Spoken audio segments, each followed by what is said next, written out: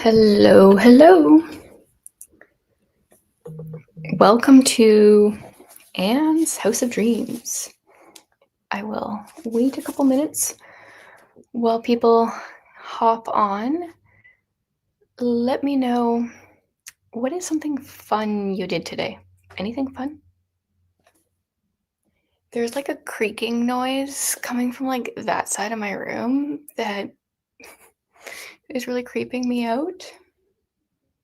I don't know what's making the noise. I'm scared that a pile of books is just going to fall down at one point, which is entirely possible.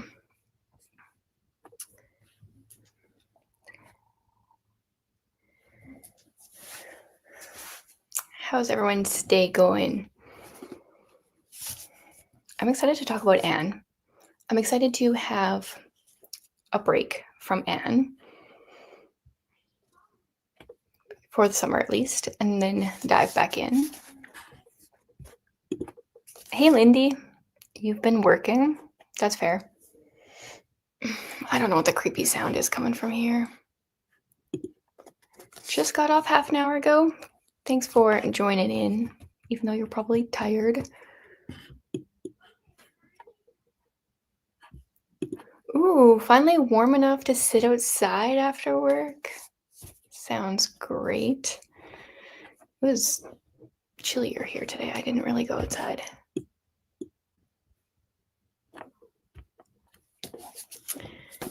I'm excited to talk about Anne's House of Dreams because there's some good characters in this book, I think. And I feel like this book is really the shift between the series. Like, we focus a lot on Anne in the first few books, and then we start focusing on her kids, who we see starting to appear in this book. So I think we're going to start by chatting about different characters. I'll try to keep it spoiler free for the first little bit, and then we'll get into all the spoilers because there's definitely some spoilery things that I want to talk about here. So I was just flipping through my tabs and totally had forgotten that Anne's wedding takes place in this book. Also, I had a Jolly Rancher after supper, so my tongue is red, in case it looks like I'm a little sickly. Yeah, so the wedding, it doesn't really, it takes place in this book, but it's not a big event as far as it doesn't take up much of the book. And then she's married. And I don't feel like it's overly interesting. Like, not much happens. So I don't really have anything to say about the wedding. Hey, Tammy, welcome here. But if anyone wants to talk about the wedding, feel free. I did think it was funny. This one section said Jane was not brilliant and had probably never made a remark worth listening to in her life, but she never said anything that would hurt anyone's feelings, which may be a negative talent, but it is likewise a rare and enviable one. That was good. I am so confused by what the weird sound is I keep hearing from my room. I'm sorry. I will try to stop listening to it. Oh, yeah, I forgot that Diana popped in. That is right. Jeanette.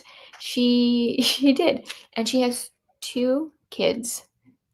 Anne Cordelia, and what's the boy's name?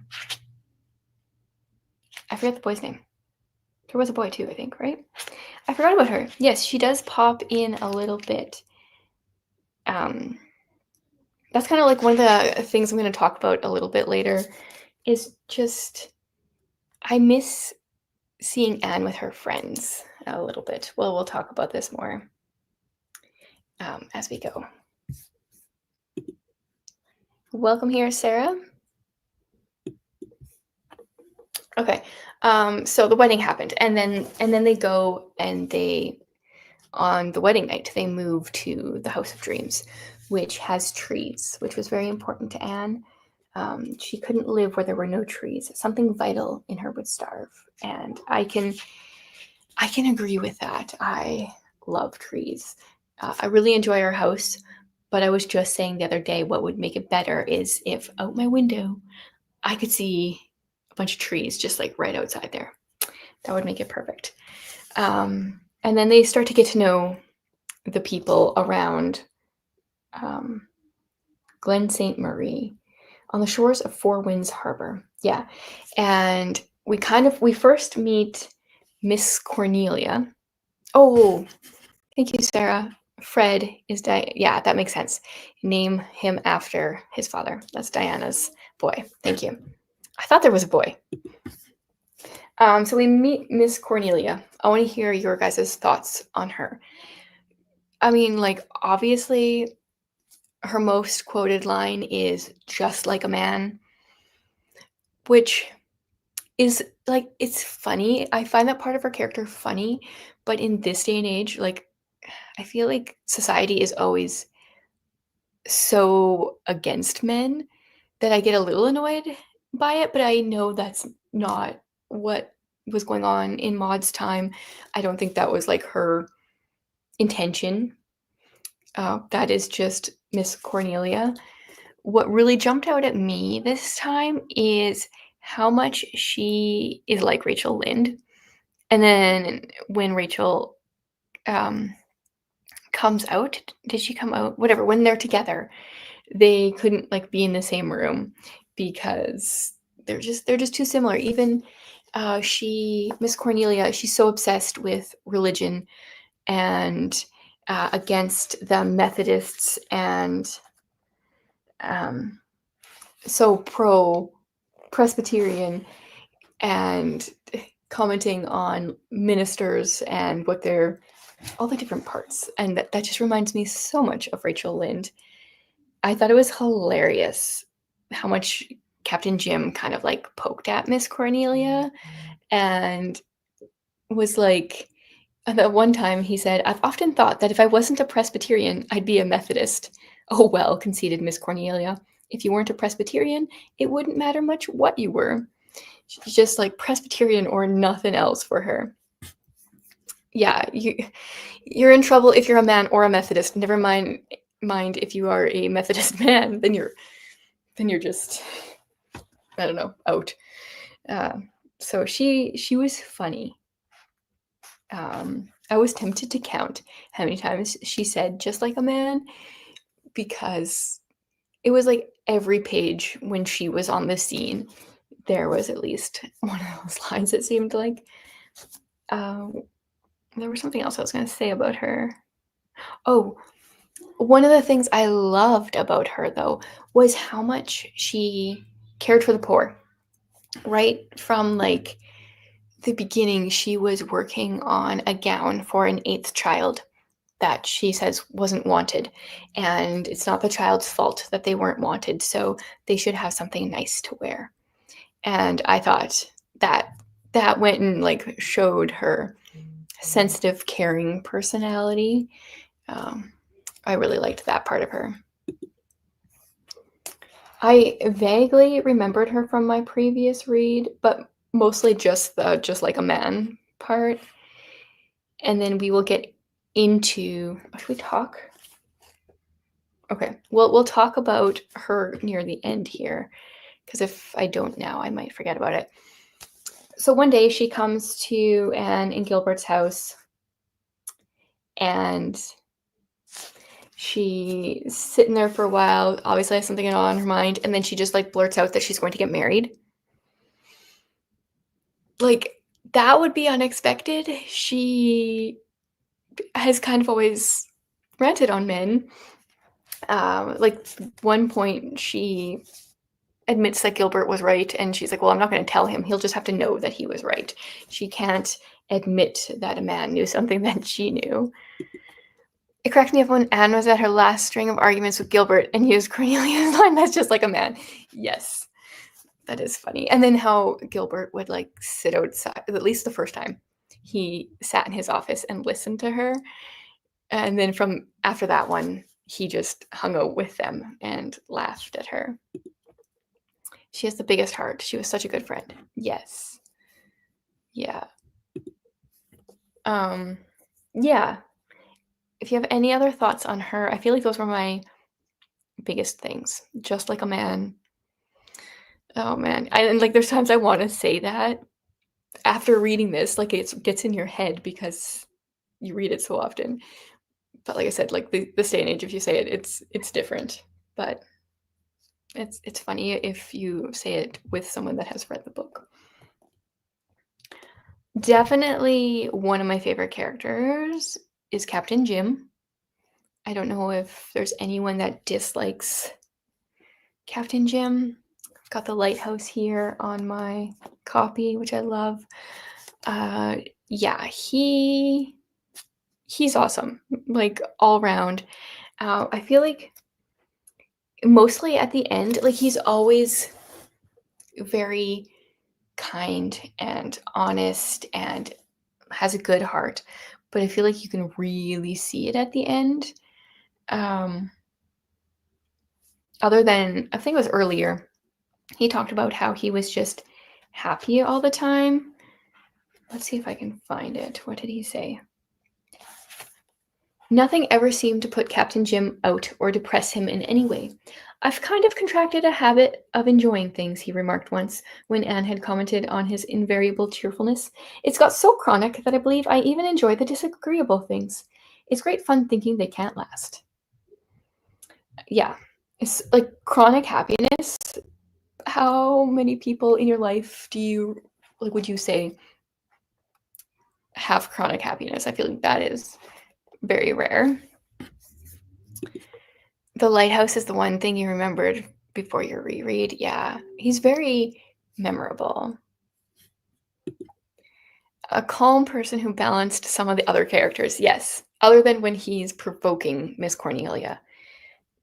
I mean, he did it calmly, but he did it intentionally. Yeah, and then his life book. Oh man, it just made me think of my grandma. My grandma is 93, I think.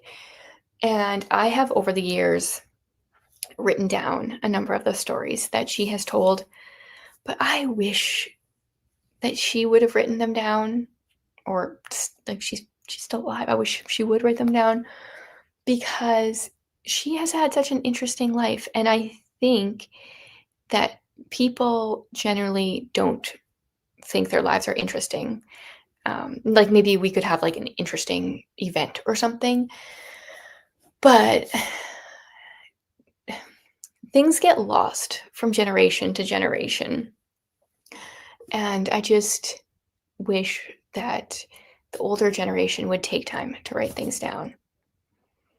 That would be awesome. So I would love more life books, even if they are not taken and published, but just things written down. Like my grandmother grew up in Mexico, in a Mennonite colony in Mexico. And so she would tell us stories about poking sticks down holes and bothering scorpions and having rides on turtles and stuff like that. And it's just I would love that written down. I love the idea that Captain Jim wrote it down, lived to see it published. And when he was slowing down, he was telling Anne, "A man can't pick his time for dying, Mistress Blythe. Just got to go." I can't read how he says it because yeah. Anyway, just got to go when the great captain gives his sailing orders. But if I could, I'd go out when the morning comes across the water. I've watched it many a time and thought what a thing it would be to pass out through that great white glory to whatever was waiting beyond on a sea that ain't mapped out on any earthly chart. Man, I love that. Very, very poetic of him. Okay, and then the other thing of his that I loved was his prayer. Where was it? Yeah, right near the end of the book, he prayed over mostly Leslie and Anne. And I loved his like happiness for you all, Though, mind you, I reckon you'll have your troubles and worries and sorrows too. They're bound to come, and no house, whether it's a palace or a little house of dreams, can bar 'em out. But they won't get better if you face but they won't get the better of you if you face them together with love and trust. You can weather any storm with them too for compass and pilot. And I love all the like weather analogies, sailing analogies, pulling all of that in. Definitely a favorite character. Tammy keeps journals. I would have loved that from my grandparents. Yes, actually, my one grandma does keep a journal, but I think it's mostly like it was 20 degrees today and I saw these birds, which is cool. And I do write when I cite certain birds in my journals too. But I don't think she has any of hers from like a long time ago, and that would be so cool. Another Captain Jim lover. Yeah. My husband's book club is reading books with senior characters in it for June. I'm planning to talk about this book and Captain Jim in particular. Yes. Oh, you admired his character that much. That's good. I feel like I often think about the kind of old person that I want to be. Partially because I see a lot of old people just not doing much with those later years. And I feel like there's so many benefits to that time period. The mentoring that could be done, I don't know, it's really endless. You have all this time after you've retired. And I think a lot about it. And do I want to be a grumpy old lady or do I want to be a kind old lady? And then also, like, I should start being that person now. But there is something special about an older person that is kind and Captain Jim-esque. Oh, one of the things I didn't write down is, was it Miss Cornelia or was it Captain Jim? One of them coined the race of Joseph term. I don't remember which one. And I know some people say they like that term better than kindred spirits. I'm still 100% a kindred spirit person. The race of Joseph, it just doesn't have that like same ring as a kindred spirit. But I love that Anne found people that coined a term similar to hers. I wish she would have stood up for herself though when she found out what they called it. I wish she would have been like, yeah, that's cool. That's what I call kindred spirit, which is what she said. But then she just gushed about how she loved the race of Joseph. And then we never got any more kindred spirit in there. And I like kindred spirit.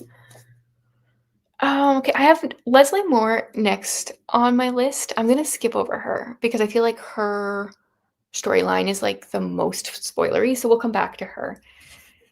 Okay, Tammy's kindred spirit. She's my kindred spirit there. Perfect.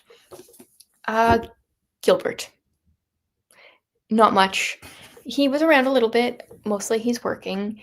He's spending all his time doing things, trying new surgeries.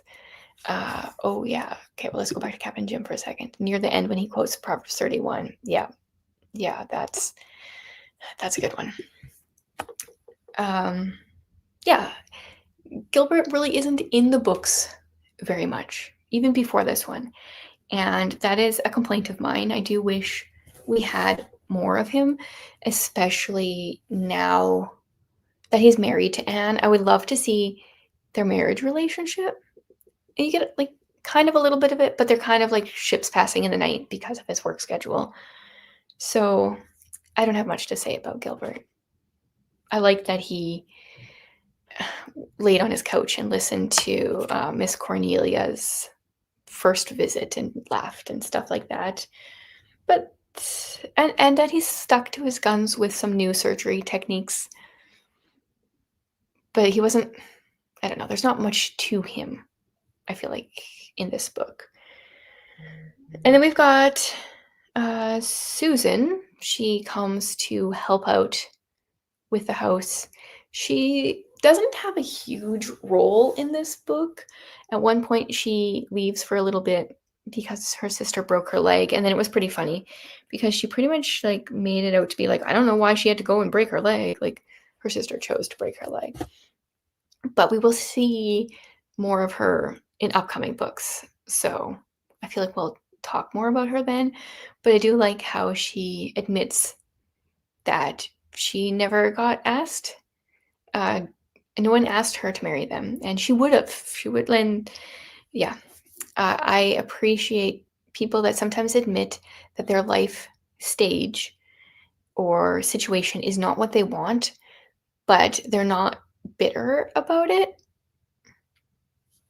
Oh, Judy's got a kindred spirit calling. Yes, I did sit down with my grandma and write down a bunch of stories. Also, the problem with my grandma is English is her third language. And she only started learning it when she was after she moved to Canada, which was she was like 27 or so. She doesn't feel confident speaking English. And I don't know much German or Spanish, which are her first and second language. So, yeah. But I have a notebook with a bunch of her stories. So I have some of them. But I think it's different if you're telling someone a story versus just writing it down yourself and then writing it down as you go and as you remember things. Owen Ford, I feel like he's kind of a means to an end in the story, which maybe we'll talk about Leslie more, and then we'll talk a little bit more about him. I feel like Leslie, she's kind of the main character, so in some ways she's the character that has a story through this whole book. We see her on the very first day that they get to their house of dreams. Anne catches a glimpse of her, and we see some drastic changes in her life. Major spoilers coming up in case you haven't read it.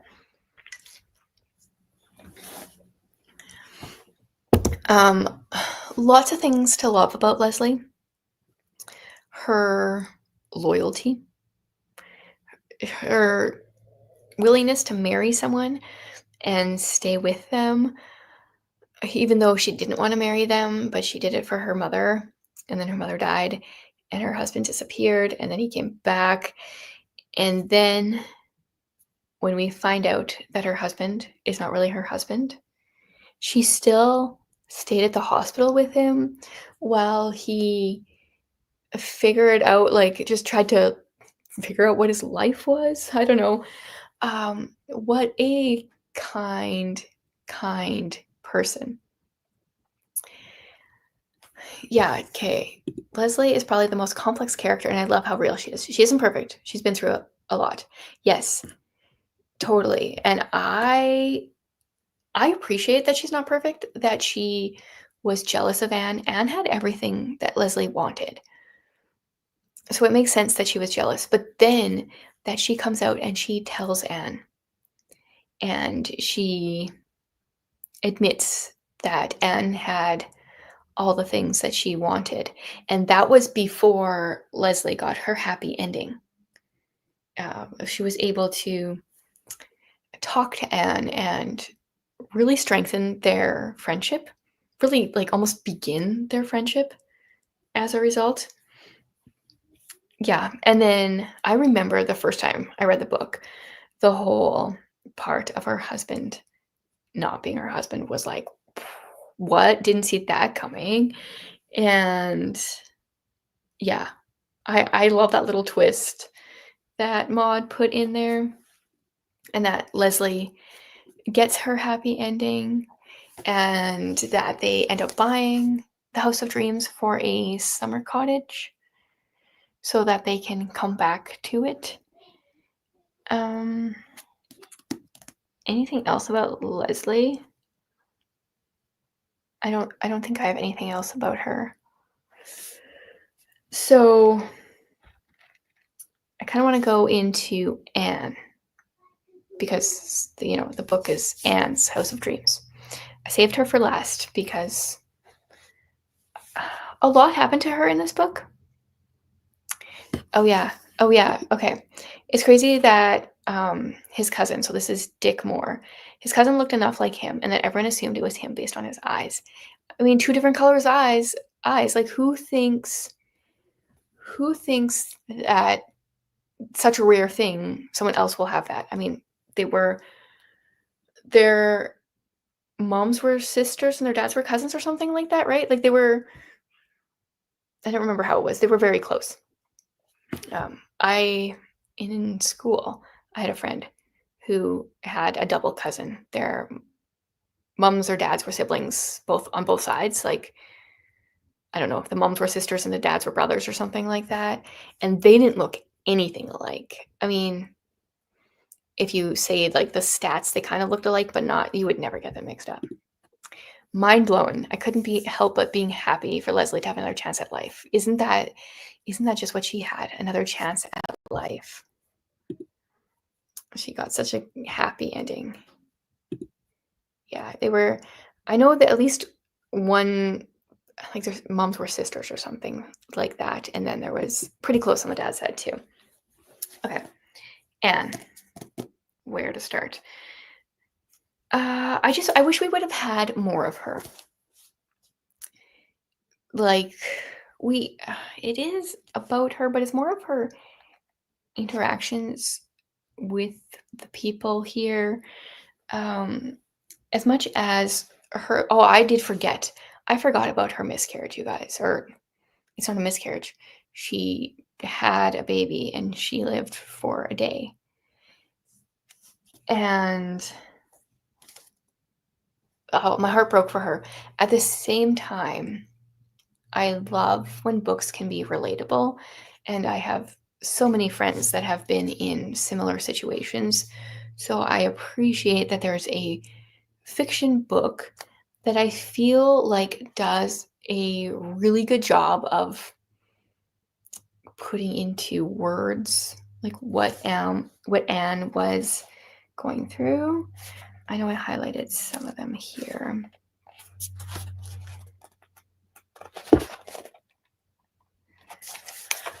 It seems as if a part of me was buried over there in that little harbor graveyard, and it hurts so much that I'm afraid of life. Oh, that's hard. Yes, heartbreaking. Baby Joy. Yeah, at first when she had the baby and she's like, oh, we're gonna name her Joy or Joyce. I'm like, I don't remember that one. Then I remembered why. More Anne and Gilbert. This happens, I remember the last time I read. Yeah. So then Anne goes on to say, and perhaps when this horrible ache grows a little less, I'll find that I can go on living. Oh. Yeah. And she doesn't heal instantly. And especially for that time period, I don't know, like, so we have family history books that, list parents and all their kids, etc., like going back many years.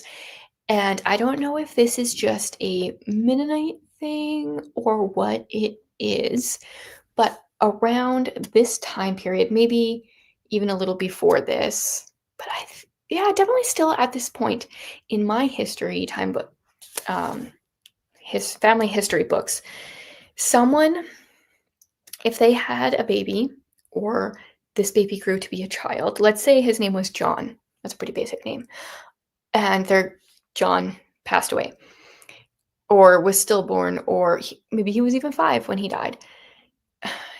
In our family, and it wasn't just my family, this is it's a Mennonite thing where I grew up, people would name the next boy they had John. So when you look at their family tree, they would have multiple Johns or multiple Peters, and I'm so thankful that Maud didn't do that, because to me, that just feels so much like you're replacing your child, and I don't think that's what the people in my family line were doing. Different time, they probably had reasoning for it. Maybe that was like a family name that they wanted to live on. I'm not really sure. But where I stand now in this time, it looks really bad. Like, so I'm thankful that little Joy got to be her own person, and we didn't replace her. Hannah says she was pregnant with her first baby when she read this book for the first time. Oh, that'd be so hard. I would have been such an emotional wreck. I feel like I was even reading it through the second time. Yeah, I appreciate that it took her a while, that she admitted that she was mourning. I feel like that's realistic. So, um, relatable for people that way.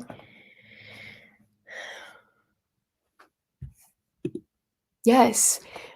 Appreciated the conversation she and Marilla had, how Anne had to wrestle with her faith in her grief. Totally. Yeah. And that, like, Marilla has grown so much. She did say it won't always hurt so much, Anne, but she was being trying to be understanding, and yeah. Yeah, definitely. I think that was all handled very well.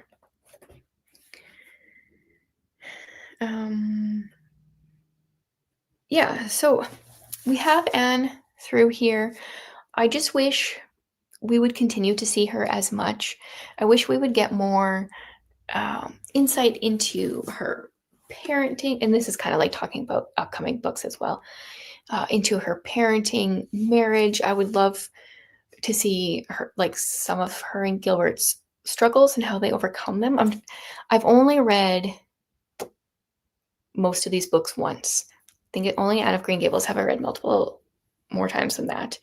So I don't remember 100% what's all to come, but I don't remember there being a ton of marriage and parenting stuff that could be like inspiring or I could draw from. It kind of shifts focus, if I remember correctly. I also, and I don't 100% remember, but Leslie and Owen buy Anne's House of Dreams. Anne and Gilbert are moving here at the end. And I don't remember Leslie coming out to visit at all. I don't remember it at all. Maybe she does. But I would love to see Anne as she gets older and continue some of these relationships. I would love to read some letters between her and Diana over the years. Like, did we see Diana at... No, do we only see Diana at the wedding? Like, where did she say she got a letter? I don't know. I just feel like Diana was such a big part at the beginning of the series. I would love a little bit more updates on these people that I've come to care about. Oh, I was reading... Oh, because I'm reading the Bible in 90 days. So anyone... I don't know if anyone who's all doing it, but just read Magog, I don't even know how to say it, which was the name of one of her China dogs, Gog and Magog. So that was yesterday, I think. Was it today? I think it was yesterday. So I was definitely thinking of Anne as I read through that. Yeah, I think that's all I had written down. You guys have any other thoughts, any lines? I'll go through my tabs and see if I missed anything here. Overall, I enjoyed the story. I feel like the first half, first of all, we're building things with Leslie and stuff like that. The first half, there wasn't a whole lot for me, but like the second half makes it a 5-star book, in my opinion. What else here?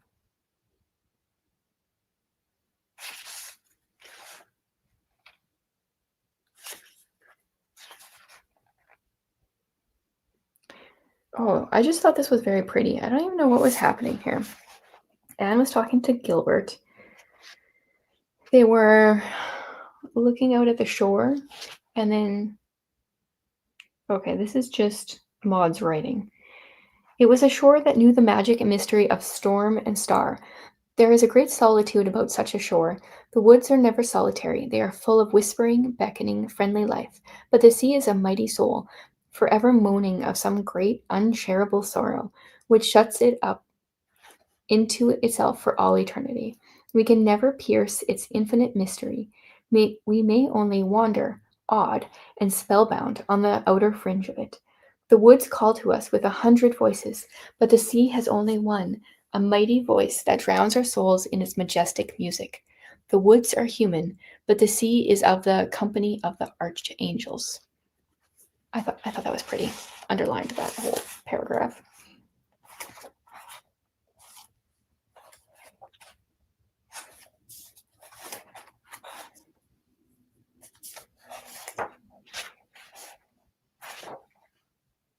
Oh, I had an LOL when Captain Jim had to go over and tell Henry Pollock that he was dying. Everyone else was afraid to tell him. Poor Henry knew he was dying, though.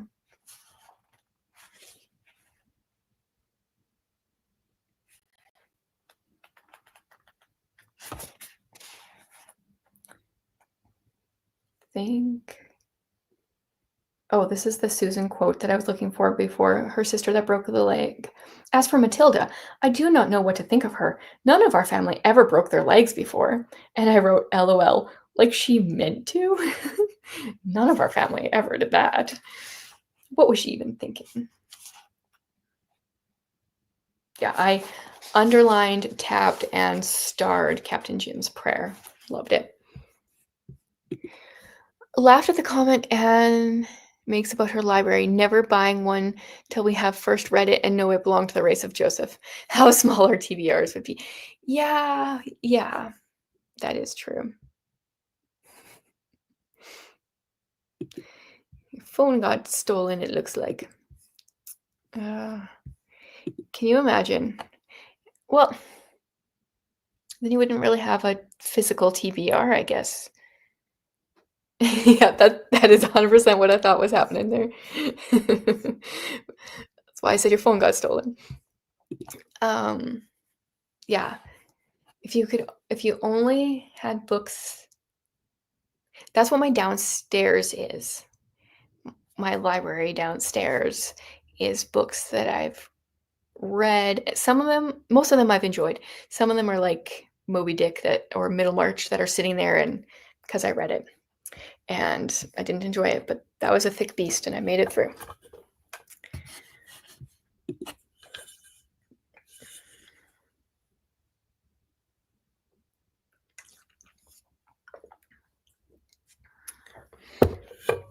Well, I think that's all I have. Just for those that are wondering, I will check out the date for the next live here. I think that might be a great philosophy to clean out the shelves with. Yes. That is what I try to keep downstairs. The books that I like keep after reading.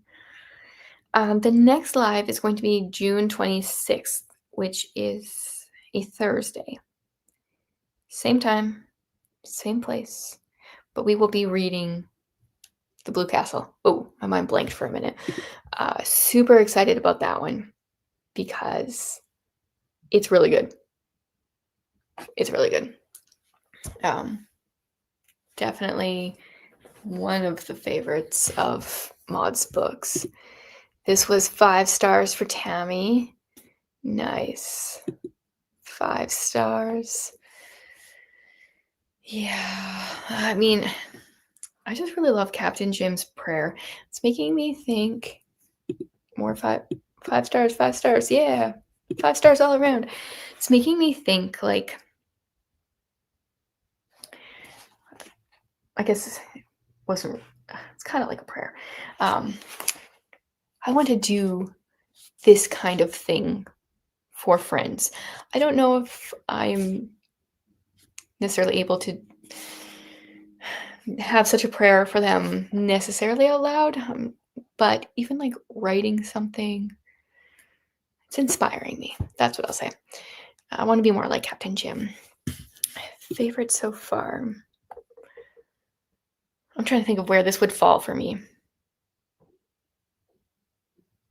Definitely one of the top 3. After and okay, Green Gables, Avonlea, Windy Poplars. See, I knew I was missing one. Which is the one I'm missing? Island. I don't know why I always forget that one, because Island is like not so common. Or I mean, it's a very common word. Looking forward to the Blue Castle. Favorite of all the books I've read. Yeah, I think I know one person that didn't love the Blue Castle, and I'm not sure if they finished it. If they'd finished it, it might be different. Everyone loves the Blue Castle. So we're gonna take a break. This is also a favorite. I really like Anna's age and stage of life. She's definitely matured a lot, even while she's growing. June, July, August. I think we're reading different books. Now my voice is starting to give out. I've been talking too long. Man, everyone gave it like 5 stars. It's great. Okay, well, obviously I'm done here. My voice has decided we are done. Thank you so much, guys, for joining me, for reading with me, for chatting. Hopefully you guys all join in for the Blue Castle. Oh, Tabitha missed it. You can watch the replay, but thanks for popping in. Hopefully you loved it. Yeah, so it's only 4 weeks till the next one. I'm just gonna quickly check. When is that?